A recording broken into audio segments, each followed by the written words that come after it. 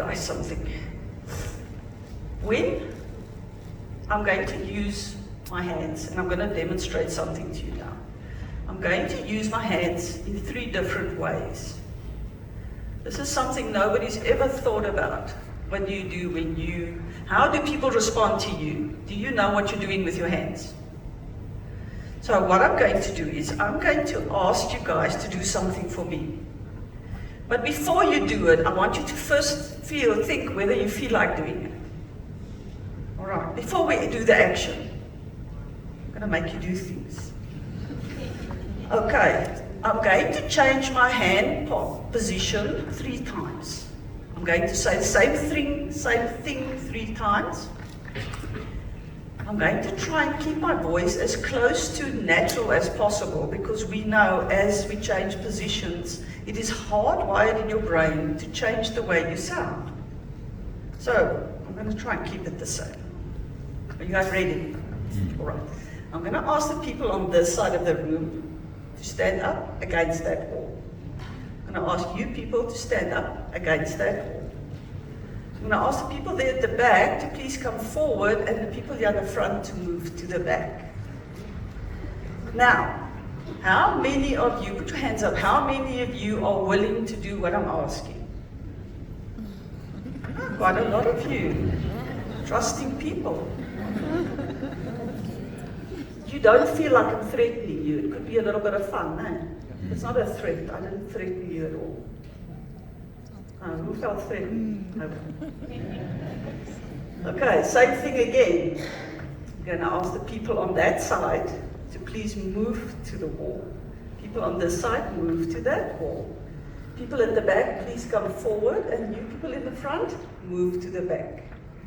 How many of you, hands up, feel like doing what I'm asking now? No. Why do you think this? Most of you wanted to do it. When I turn my hands around, feels a little bit like an order, don't you think? Yeah, like bossy. Yes, you feel like I'm telling you a little bit of I'm in charge here, you need to do what I say. Let's look at the last one. I want the people on that side to move to there. People on this side, please move to there. The people in the back, come forward, and you people in the front, go back. What are you feeling with this? Okay, you can not a We're sign. gonna take it just outside. What is the feeling? I suppose that is a feeling, isn't it?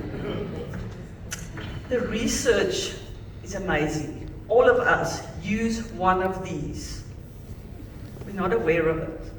So, there's a researcher, body language expert, Alan Pease. I'll tell you something about him just now. He did the same research. He took 3 groups of people with a presenter. First group he brought into the auditorium, and he got a presenter to present a proposal to them. Same proposal for all 3 groups. First group brought in, the presenter had to propose with palms facing out. Move the people out, bring in the next group, same demographic. Turn the palms down, tell the people the same proposal, move them out. Then he brings in the last group of people, and the presenter was pointing. Same thing. What they wanted to know, they surveyed these groups afterwards. What they wanted to know was, how much of the proposal could the people remember? And from a list of adjectives, how did they feel about the person presenting this proposal to them? The research was fascinating. It blows my mind a little. The palms up presenter, that audience had a 40% more retention of the deal than the palm down. So people were actually listening more just by doing this. It's weird, eh? Very weird. The palms up presenter also had the best adjectives. They were friendly, engaging. As soon as the palms turned down, they were pushy, a little bit, people didn't like it much. But here's the fascinating part. The finger pointer. People could hardly remember what the deal was about. And of course, the worst adjectives. Now, I'm asking you, you probably don't think of it right now. Which one of these is yours? Later on today or tomorrow or next week, there you sit talking to the people. And you realize, these people aren't listening to me. Why? Our brain becomes resistant the minute we do this. We have a lot of people who speak like this, unconsciously. Look, it's not a problem if this is your talking style. Now you're going to know. Okay, I'm going to keep doing this, but nobody's actually listening. Our brain shuts down. We resist someone who does this. I think at schools, listen to teachers telling the kids what to do. Why aren't those kids listening? When you do this, your voice tone changes. You sound a lot more harsh than when you do this. If you want your kids or anybody to do something for you, please pick up their toys. Your voice is different, your hand, they will do it easily. Pick that up and they won't. You've got to beg them. It's science. It's our body language. We were born with this. Just knowing what you're doing, seeing how people respond to you makes the world of difference, because this is what we want people to understand what we're trying to say. We want to be better at communicating. So Alan Keyes is also a body language expert from Australia. He went to Russia and did training with Putin, probably in 1994. He was there for 6 weeks and he trained him on his body language. If you look at earlier pictures of Putin, that man was doing this. Today, we can hardly read his body language because he knows exactly what he's doing. He's been trained. Body language can be used to your advantage. You know, you can use this and communicate more effectively. Any questions on that? You guys don't have to stand up against the wall, so you're not going to do that. So, when we think of body language, and we like to call it non-verbal behavior, like I said, your brain is constantly trying to protect you.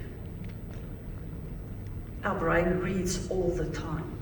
We just don't understand what it is we see. How many of you feel like you are good with body language? You can put up your hands.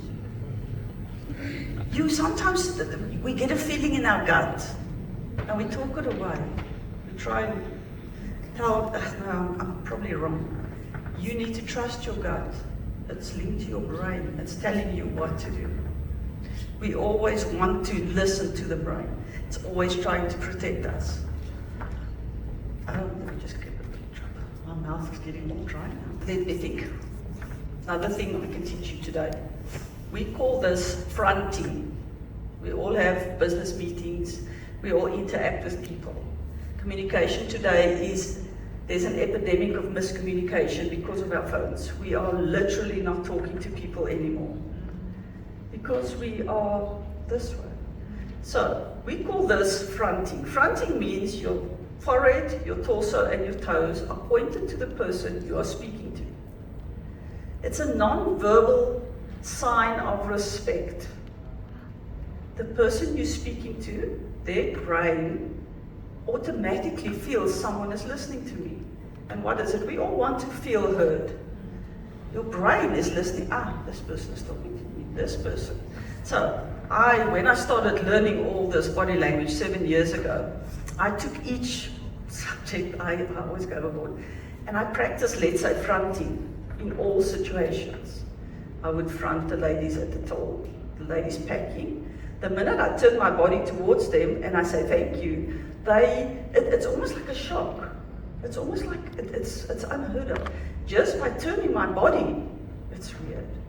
Your feet points to the person. Now we say, we sit in meetings. You can do fronting while seated as well.